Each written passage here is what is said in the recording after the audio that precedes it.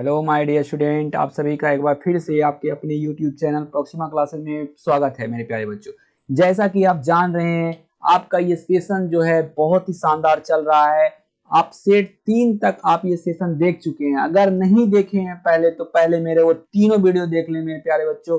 Set 1 biology, set 2, set 3 हम इसका playlist बना दिए हैं। ये आपका डायरेक्ट प्लेलिस्ट में आपको मिल जाएगा तीनों सेट, ठीक है। टॉप 10 सेट चलेगा आपके, खास करके 2023 मिशन 2022 मिशन जो है एग्जाम आपका जो है क्लियर कराने के लिए 95 मार्क्स कैसे आए बायोलॉजी में, उसके लिए हम टॉप 10 सेट लेकर के आ रहे हैं मेरे प्यारे बच्चों। और बीच बीच में आपका टॉप 50 भी आएगा। आप बस सिर्फ हमारे चैनल पर बने रहें। अगर इस चैनल पर आप नए हैं मेरे प्यारे बच्चों तो प्लीज इस चैनल को सब्सक्राइब कर दें। और बाकी सबको तो पता ही है, लाइक करना है, शेयर करना है, ठीक है मेरे प्यारे बच्चों। चलिए तो इस सेशन को शुरू करते हैं फटाफट एकदम। आज देर नहीं करेंगे, आज एकदम तड़ातड़ एकदम जो है एकदम जल्दी जल्दी इस सेशन को खत्म करेंगे मेरे प्यारे बच्चों।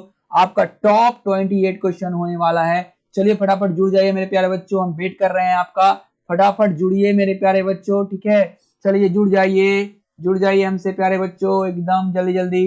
चलिए बहुत ही तगड़ा एकदम जुड़िए इसी तरह से। पहला क्वेश्चन आप देख रहे होंगे स्क्रीन पे, कच्चे नारियल का दूधिया पानी क्या कहलाता है मेरे प्यारे बच्चों? Milky water of green coconut, ठीक है। ग्रीन कोकोनट, कच्चे नारियल को ग्रीन कोकोनट कहा जाता है मेरे प्यारे बच्चे, ठीक है। Milky water of green coconut is कच्चे नारियल का दूधिया पानी। फटाफट आंसर दीजिए, वेट कर रहे हैं प्यारे बच्चों। पहला क्वेश्चन का आंसर बिल्कुल सही जवाब आ रहा है अधिकतर का। नहीं नहीं नहीं, बी ऑप्शन नहीं हो सकता है मेरे प्यारे बच्चों। चलिए बिल्कुल सही जवाब है अर्पिता, आपका बहुत ही शानदार जवाब है। चलिए अनु, ठीक है, बहुत बहुत बहुत एकदम इसी तरह जुड़ जाइए सब। चलिए एक का जो है बिल्कुल सही जवाब है द्रवित भ्रूण पोष, ठीक है। क्या होता है? Liquid endosperm. ऐसे भी नारियल का जो खाने योग्य भाग होता है एंडोस्पर्म कहलाता है, याद रखिएगा। इसी से आपका जो है ऑप्शन क्लियर हो गया, भ्रूणपोष। चलिए दूसरे नंबर क्वेश्चन पे चलते हैं।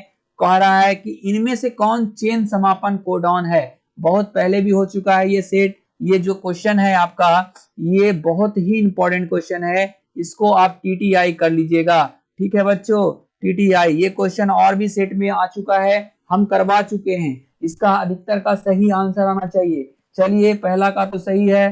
चलिए बच्चों फटाफट फटाफट जवाब दीजिए। बहुत अच्छा मेरे प्यारे बच्चों। इनमें से कौन चेन समापन कोडॉन है? तो बिल्कुल राइट आंसर है दू का सी। दू का जो है यूएए जो है समापन कोडॉन है मेरे प्यारे बच्चों।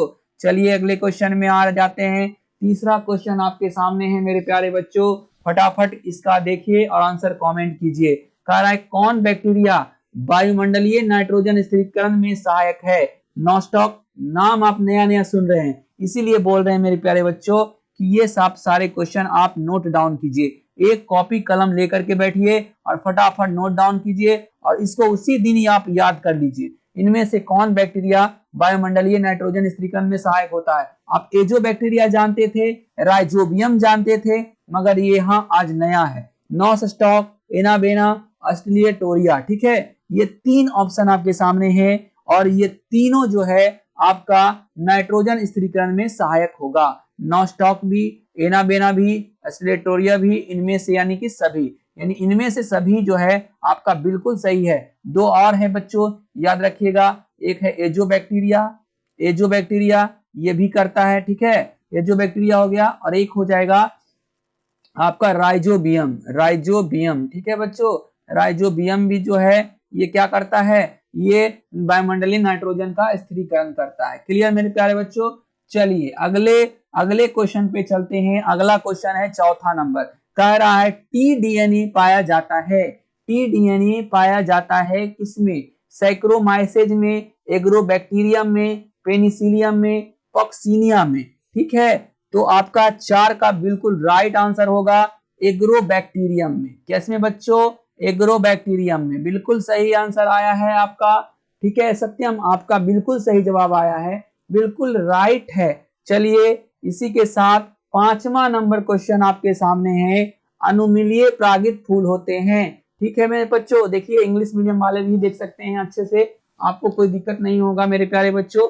देखिए कह रहा है अनुमीलिय परागित फूल होते हैं क्या? कीट परागित, चमगादड़ परागित, स्वपरागित या जल परागित। देखिए 3 तरह का परागन पढ़ना है मेरे बच्चों, 3 तरह नहीं 5 तरह का। एक कीट परागन, स्वपरागन, जल परागन, वायु परागन, ठीक है, ये आपको पढ़ना है। आप इसको अच्छे से पढ़ के जाइए। तो जो अनुमीलिय परागित फूल होते हैं वह स्व परागित होते हैं, खुद से परागित हो जाते हैं मेरे बच्चों, यानी सी ऑप्शन बिल्कुल राइट होगा। चलिए छठे नंबर क्वेश्चन पे चलते हैं। छठा नंबर क्वेश्चन बोल रहा है कि इनमें से कौन डीएनए के छोटे छोटे टुकड़े को जोड़ता है? एकदम टीटीआई कीजिए इसको बच्चों, टीटीआई कीजिए इसको, ठीक है, ताबड़तोड़ इंपॉर्टेंट है। इनमें से कौन डीएनए के छोटे छोटे टुकड़े को जोड़ते हैं? DNA polymerase, RNA polymerase, topoisomerase, DNA ligase. ठीक है बच्चों, तो इसका सही आंसर हो जाएगा आपका, इसका सही आंसर हो जाएगा डीएनए लाइगेज। ठीक है, क्या करता है बच्चों? ये जो है डीएनए के छोटे छोटे टुकड़े को जोड़ने का कार्य करता है। क्या करता है? जोड़ने का कार्य करता है मेरे प्यारे बच्चों। इसे डीएनए के छोटे छोटे टुकड़े को। चलिए 7वें नंबर क्वेश्चन पे चलते हैं। 7वां नंबर क्वेश्चन कह रहा है वह बैक्टीरिया जो जंतुओं और मनुष्यों की, एकदम टीटीआई कर लीजिए पहले, उसके बाद इसको हम पढ़ेंगे। इसको कमेंट बॉक्स में आप कमेंट कीजिए। वह बैक्टीरिया जो जंतुओं और मनुष्यों की आंत में साधारणतः पाया जाता है क्या कहलाता है? एकदम एकदम इंपॉर्टेंट है, एकदम टीटीआई है मेरे बच्चों, एकदम फटाफट। चलिए बहुत अच्छा जवाब आ रहा है आप लोग का। इसी तरह से आप हमसे जुड़े रहें, लगातार जुड़े रहे मेरे प्यारे बच्चों। एकदम 7 का जो है बिल्कुल सही आंसर दिए हैं अभिनव कुमार, ठीक है, अनुभव कुमार, आपका बिल्कुल राइट है। ई कोलाई जो है मनुष्यों की आंत में और जंतुओं की आंत में दोनों में पाया जाता है साधारणतः, तो इसका राइट आंसर हो गया ई कोलाई। ठीक है बच्चों, क्या हो गया? ई कोलाई राइट आंसर हो गया। चलिए 8वें नंबर क्वेश्चन पे चलते हैं। 8वां नंबर क्वेश्चन भी इंपॉर्टेंट है। पारिस्थितिक तंत्र के 2 मुख्य घटक हैं। चलिए इसमें हम टीटीआई लिख दे रहे हैं। कम से कम जो टीटीआई लिख रहे हैं बच्चों, उन क्वेश्चन को एकदम आप कंठस्थ कर लीजिए, कंठस्थ एकदम, समझ रहे हैं ना, एकदम थोड़ा सा भी नहीं छूटना चाहिए। पारिस्थितिक तंत्र के 2 मुख्य घटक हैं पौधे और जंतु, जैविक एवं अजैविक, ऊर्जा प्रवाह एवं खनिज लवण चक्रण। इनमें से सभी 8 का बिल्कुल सही जवाब है जैविक एवं अजैविक घटक। ठीक है, पारिस्थितिक तंत्र के 2 मुख्य घटक हैं जैविक और अजैविक। ठीक है, जैविक और अजैविक जो हैं पारिस्थितिक तंत्र के 2 मुख्य घटक हैं मेरे प्यारे बच्चों। क्लियर हो गया। चलिए 9वें नंबर क्वेश्चन पे चलते हैं। 9वां नंबर क्वेश्चन आपके सामने है, देख लीजिए। नर युग्मक का द्वितीयक केंद्रक के साथ युग्मन क्या कहलाता है? Fusion of male gamete with secondary nucleus is called. ठीक है, संयुग्मक, ट्रिपल फ्यूजन, ठीक है, सजात पुष्पी परागन, ठीक है, और निमिलता। चलिए बच्चों फटाफट कमेंट कीजिए। 9 नंबर, 9 का बिल्कुल सही जवाब है आपका ट्रिपल फ्यूजन, त्रिसंलयन कहलाएगा नर युग्मक का द्वितीयक केंद्र के साथ युग्मन। ठीक है बच्चों, चलिए अगले क्वेश्चन पे चलते हैं। 10वां नंबर क्वेश्चन एकदम टीटीआई है, आप इसे एकदम टीटीआई कर लीजिए। ओपेरॉन मॉडल, ठीक है, एकदम पढ़ना है, इसको बढ़िया से पढ़ के जाइए।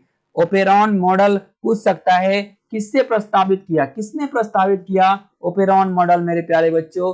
वाटसन एवं क्रिक ने किया, ब्रिटन एवं डेविडसन ने किया, जैकब और मोनेड ने किया, या शॉर्ट ने किया। 4 ऑप्शन आपके सामने हैं, फटाफट कमेंट दीजिए, हम आपके कमेंट को देख पा रहे हैं। ठीक है बच्चों, सिर्फ हम आपका सभी का नाम नहीं ले सकते, इसलिए सब उतना टाइम नहीं है हमारे पास, इसलिए हम सबका नाम नहीं ले पा रहे हैं, मगर हम सबको देख रहे हैं, सबके कमेंट को हम देख पा रहे हैं यहाँ पे बैठे बैठे। ठीक है बच्चों, चलिए फटाफट जुड़ जाइए, फटाफट शेयर कीजिए, लाइक कीजिए। ठीक है, एकदम लाइक रुकना नहीं चाहिए बच्चों, आप लाइक नहीं करते हैं वीडियो को, कितना मेहनत से हम आपके लिए बनाते हैं। लाइक 1 सेकेंड का टाइम नहीं है, 1 सेकेंड में आपका कुछ नहीं जाने वाला है। ठीक है, इतना तो समय दे ही सकते हैं। चलिए बच्चों, अगर आप हमें गुरु मानते हैं तो 1 सेकेंड का समय आप दे सकते हैं। चलिए ओपेरॉन मॉडल किसने प्रस्तावित किया? तो इसका बिल्कुल सही आंसर हो जाएगा जैकब और मोनोड ने। ठीक है, जैकब और मोनेड ने जो है ओपेरॉन मॉडल प्रस्तावित किया था। चलिए 11वें नंबर क्वेश्चन है, एक पारिस्थितिक तंत्र के वाहक बल कौन है? ठीक है, the diverging force for an ecosystem is, ठीक है, उत्पादक, जीव भार, कार्बोहाइड्रेट, सूर्य की ऊर्जा। Producer, biomass, carbohydrate, solar energy. आपको बताना एक पारिस्थितिक तंत्र का वाहक बल कौन है, यानी उसको वहन कौन करता है। तो आपको पता होगा मेरे प्यारे बच्चों, जीवन की शुरुआत जो है सूर्य की ऊर्जा से ही है। ठीक है बच्चों, सोलर एनर्जी जो है एक पारिस्थितिक तंत्र के वाहक बल का कार्य करता है। कौन एनर्जी बच्चों? Solar energy, solar energy. ठीक है, चलिए 12वें नंबर क्वेश्चन पे आ जाते हैं। 12वां नंबर क्वेश्चन बहुत इंपॉर्टेंट है, टीटीआई कर लीजिएगा। 11वां नंबर भी इंपॉर्टेंट है और 12वां नंबर भी इंपॉर्टेंट है बच्चों। ठीक है, टीटीआई कर लेंगे हम इसको। चलिए 12वां नंबर क्वेश्चन का आंसर दीजिए। सिट्रिक अम्ल या साइट्रिक अम्ल भी कहा जाता है, इसका उत्पादन जो है किसके द्वारा होता है? आप जानते हैं कि खट्टे फलों में पाया जाता है, मगर ये किसके द्वारा उत्पादित होता है, ये क्वेश्चन बहुत ही इंपॉर्टेंट बन जाता है मेरे प्यारे बच्चों। तो 12 का हो जाएगा आपका सी ऑप्शन बिल्कुल राइट, एस्परजिलियस नाइजर के द्वारा ये जो है उत्पादन किया जाता है। एक बैक्टीरिया जैसा टाइप का ही रहता है एस्परजिलियस नाइजर। ठीक है बच्चों, चलिए 13वां नंबर क्वेश्चन है, वायु परागन का सबसे अच्छा उदाहरण। इसको भी हम टीटीआई कर लेंगे मेरे प्यारे बच्चों। ठीक है, वायु परागन का सबसे अच्छा उदाहरण है सूर्यमुखी, मक्का, अंजीर या याक। ठीक है, बताइए मेरे प्यारे बच्चों, कमेंट कीजिए, हम देख पा रहे हैं, फटाफट कमेंट कीजिए। चलिए बहुत ही शानदार तरीके से आप लोग जो है कमेंट बॉक्स में कमेंट कर रहे हैं। 13 का बिल्कुल सही जवाब है मेरे प्यारे बच्चों, मक्का इज द राइट आंसर। ठीक है, वायु परागन का सबसे अच्छा उदाहरण जो है मक्का है मेरे प्यारे बच्चों, मक्का is the right answer this question. चलिए 14वें नंबर क्वेश्चन पे चलते हैं, राइबोसोम। ठीक है, राइबोसोम है मेरे प्यारे बच्चों, यहाँ राइबोसोम है। ठीक है, छूट गया है। राइबोसोम का एक बड़ा झुंड क्या कहलाता है? मेगासोम, माइक्रोसोम, ओलिगोसोम या polyribosome. A large cluster of ribosome is called megasome, microsome, oligosome या पॉलीराइबोसोम। 14 का फटाफट कमेंट कीजिए, हम आपको समय कुछ देते हैं कमेंट करने का। ठीक है, आप फटाफट कमेंट कर सकते हैं मेरे प्यारे बच्चों, आप जुड़ जाइए हमसे। चलिए बहुत ही अच्छा जवाब है, पॉलीराइबोसोम कहलाता है राइबोसोम का एक बड़ा झुंड। ठीक है बच्चों, चलिए 15वें नंबर क्वेश्चन पे चलते हैं हम इसी के साथ। 15वां नंबर क्वेश्चन आपको दिख रहा होगा। ठीक है बच्चों, पारिस्थितिक तंत्र का महत्व किसमें है? पारिस्थितिक तंत्र का महत्व किसमें है? The impotency of ecosystem lies in. ठीक है, कह रहा है it's biomass, cycling of materials, flow of energy या फिर बोथ, ए बी एंड सी। ठीक है, पारिस्थितिक तंत्र का महत्व किसमें है? इसके जीवभार में है, ऊर्जा प्रवाह में है या सामग्रियों के चक्रण में है या दोनों में है। ठीक है बच्चों, तो जब भी इस टाइप का क्वेश्चन रहे दोनों ऑप्शन, तो अधिकतर का जो है आंसर दोनों ही होता है मेरे प्यारे बच्चों, दोनों जो है राइट आंसर है। यानी कहने का मतलब है सामग्रियों के चक्रण पर और ऊर्जा के प्रवाह पर निर्भर करता है। चलिए अगले क्वेश्चन पे चलते हैं। 16वां नंबर क्वेश्चन आपके सामने है मेरे प्यारे बच्चों, देख सकते हैं 16वां नंबर क्वेश्चन। कह निम्नलिखित में कौन जैव उर्वरक है? निम्नलिखित में कौन जैव उर्वरक है? Which of the following is a bio fertiliser? ठीक है, साइनोबैक्टीरिया। आप तो ये इतना इंपॉर्टेंट क्वेश्चन है मेरे बच्चों, कम से कम हम 3 से 4 बार आपको अभी तक करा चुके हैं। ठीक है, 3 से 4 बार। ठीक है, जैव उर्वरक आप जानते हैं, नील हरित शैवाल भी इसको कहा जाता है। ठीक है, सहजीवी बैक्टीरिया, माइकोराइजा, इनमें से सभी। तो हम अभी बताएं बच्चों कि अधिकतर अगर इनमें से सभी है तो इनमें से सभी ही ऑप्शन होता है। आप लिख लीजिएगा आज जैव उर्वरक के बारे में, साइनोबैक्टीरिया, सजीवी बैक्टीरिया, माइकोराइजा। ठीक है, ये तीनों जो है ये जैव उर्वरक कहलाते हैं। ये तीनों मेरे प्यारे बच्चों क्या कहलाते हैं? जैव उर्वरक कहलाते हैं, आपको पता होना चाहिए। चलिए अगले क्वेश्चन पे चलते हैं। 17वां नंबर क्वेश्चन आपके सामने आ गया है, देख लीजिए। कौन सी कोशिका मानव वृषण में शुक्राणु को पोषित करता है? ठीक है, कौन सी कोशिका मानव वृषण में शुक्राणु को पोषित करता है? लिडिक कोशिका, नरजन्म कोशिका, ठीक है, और अग्रपुंजक सर्टोली कोशिका। 4 प्रकार का कोशिका है, आपको बताना है। चलिए वेट कर रहे हैं, फटाफट कमेंट कीजिए मेरे प्यारे बच्चों। बहुत अच्छा, बहुत ही शानदार जवाब है।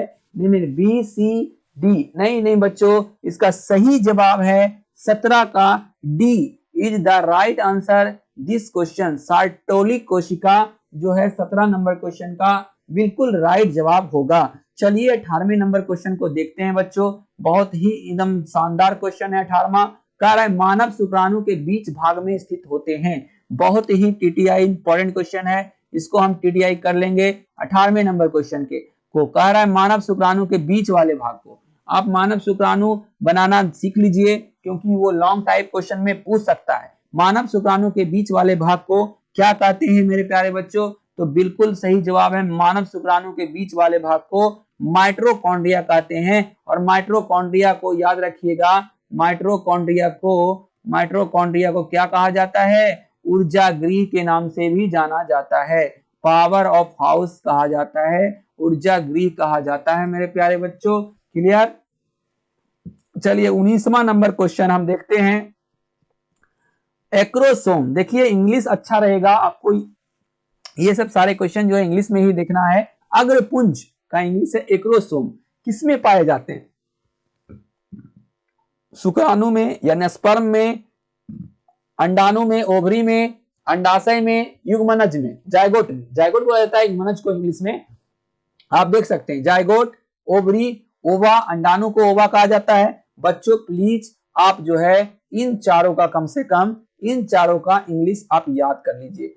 शुक्राणु को स्पर्म, अंडाणु को ओवा और अंडाशय को ओवरी, युग्मनज को जायगोट, चारों का इंग्लिश आप याद रखिए, ये आपको बहुत जरूरी काम देगा। ठीक है, 19 का बिल्कुल सही जवाब है अग्रपुंज, एक्रोसोम जो है शुक्राणु में पाए जाते हैं। अगर आप इसका फिगर बनाए हैं शुक्राणु का तो आपको पता होगा मेरे प्यारे बच्चों, अगर आप इसका फिगर बनाए हैं तो। ठीक है, ये टीटीआई क्वेश्चन है, इसको आप नोट डाउन कर लीजिए अच्छे से चारों का इंग्लिश के साथ। चलिए अगले क्वेश्चन पे चलते हैं। गट्ठर, गट्ठर ठीक है, कह रहा है गट्ठर एंट्रम किसकी गुहा है? देखिए 20 नंबर क्वेश्चन मेरे प्यारे बच्चों, 20 नंबर क्वेश्चन आपको देखना है। कह रहा है गट्ठर एंट्रम किसकी गुहा है? अंडाशय, ग्राफीपुटक, ब्लास्टुला, ग्रेस्टुला। ठीक है, चलिए बताइएगा। 20 का बिल्कुल सही जवाब है ग्राफीपुटक। ठीक है मेरे प्यारे बच्चों, ग्राफीपुटक जो है बिल्कुल राइट जवाब है। चलिए 21वें नंबर क्वेश्चन पे चलते हैं। आज का सेशन हम बहुत जल्दी कराए हैं। ठीक है, मानव में कौन सी प्रजनन की प्रक्रिया होती है? कितना इंपॉर्टेंट क्वेश्चन है और कितना हल्का क्वेश्चन है। टीटीआई मेरे प्यारे बच्चों, ताबड़तोड़ इंपॉर्टेंट, फुल फॉर्म है टीटीआई का ताबड़तोड़ इंपॉर्टेंट। मानव में कौन सी प्रजनन प्रक्रिया होती है? अलैंगिक नहीं होगा, लैंगिक नहीं होगा, लैंगिक नहीं होगा, होगा मेरे प्यारे बच्चों। मादा और नर दोनों भाग लेते हैं, इसलिए ये क्या कहलाएगा? लैंगिक कहलाएगा। ना तो ये रहेगा ना ये रहेगा मेरे प्यारे बच्चों, ना ये होगा। क्लियर? आपका बी ऑप्शन बिल्कुल राइट हो जाएगा, लैंगिक is the right answer this question. चलिए 22वें नंबर क्वेश्चन पे चलते हैं। 22वां नंबर क्वेश्चन बहुत ही शानदार क्वेश्चन है, देखिएगा। गर्भ निरोधक, एक क्वेश्चन तो एकदम कंफर्म है यहां से बनेगा। ठीक है, यहां से एक क्वेश्चन गर्भ निरोधक से आपका बनेगा, क्योंकि जिस हिसाब से भारत की जनसंख्या बढ़ रही है उस हिसाब से हर एग्जाम में एक दो क्वेश्चन जनसंख्या से रिलेटेड रहता है, जनसंख्या नियंत्रण से रिलेटेड रहता है मेरे प्यारे बच्चों। इसलिए आप अच्छे से जो है इन क्वेश्चनों को देखिए। कह रहा है गर्भ निरोधक की प्राकृतिक विधियां किस सिद्धांत पर कार्य करती है? अंडाणु एवं शुक्राणु के संगम को रोकने के सिद्धांत पर, अंडाणु एवं शुक्राणु के संगम को ना रोकने के सिद्धांत पर। तो ये तो खैर कंफर्म है, कट गया मेरे प्यारे बच्चों, क्योंकि जब नहीं रोकेगा तो फिर गर्भ निरोधक होगा कैसे? अंडाणु की उत्पत्ति को रोकने के सिद्धांत पर, शुक्राणु, अब बोलिए अंडाणु कभी रुकेगा? अगर रुकेगा तो कुछ बीमारी हो जाएगा लड़की लोग को। अगर लड़का में स्पर्म रुक गया बनने के लिए तो वो क्या हो जाएगा? आप तो जानते हैं, ये बन जाएगा। ठीक है मेरे प्यारे बच्चों, तो आप ये ध्यान रखिएगा कि गर्भ निरोधक की जो प्राकृतिक विधियां हैं उसके सिद्धांत पर काम करेगी। Avoiding chance of ovum and sperm is meeting, यानी दोनों का मीटिंग होने से रोकना जो है उसका मुख्य कार्य होगा। यानी 22 का जो ए ऑप्शन है बिल्कुल राइट हो जाएगा मेरे प्यारे बच्चों। चलिए अगले क्वेश्चन पे चलते हैं। अगला क्वेश्चन आप देख पा रहे होंगे, अगला क्वेश्चन आप देख पा रहे होंगे। ठीक है बच्चों, अगला क्वेश्चन आप ध्यान से देखिए। 28वां नंबर फिर से एक बार आ गया, हम पहले ही बोल रहे हैं कि इस टाइप का क्वेश्चन जो है एकदम कंफर्म आपके एग्जाम में देखने को मिलेगा। उस समय आप हमको याद कीजिएगा कि सर बोले थे। ठीक है, आप उस टाइम याद कीजिएगा। कह रहा है अंडोत्सर्ग, ovulation is indicated by hormone called, कौन सा हार्मोन के नाम से जाना जाता है, यानी जिस समय अंडोत्सर्ग होता है? आपको हम ये वाला बता चुके हैं मेरे प्यारे बच्चों, आपको फिर से जवाब देना है। 23 का आपको सही सही आंसर देना है। 23 का बिल्कुल राइट जवाब हो जाएगा मेरे प्यारे बच्चों, लेमेंटिनियस हार्मोन, LH। ठीक है, हम इसका फुल फॉर्म भी लिखा चुके हैं एक बार। लिमिटिनियस हार्मोन होता है, LH हार्मोन होता है, यानी 23 का जो है सी जो है एकदम सही ऑप्शन है। चलिए 24 नंबर क्वेश्चन भी देख लीजिए, हमारा कराया हुआ क्वेश्चन है। चलिए फटाफट कमेंट बॉक्स में कमेंट कीजिए। 24 नंबर, टी लिम्फोसाइट कहाँ उत्पन्न होता है? बहुत ही इंपॉर्टेंट क्वेश्चन है। और याद रखिए, आप अस्थि मज्जा का इंग्लिश आप याद रखिएगा, लीवर का आप इंग्लिश याद रखिएगा, अमाशय का आप इंग्लिश याद रखिएगा, स्टोमच होता है पेट, थाइमस का नहीं रखिएगा क्योंकि थाइमस का थाइमस ही रखता है, यकृत का लीवर, अस्थि मज्जा का बोन मैरो होता है, याद रखिएगा मेरे प्यारे बच्चों।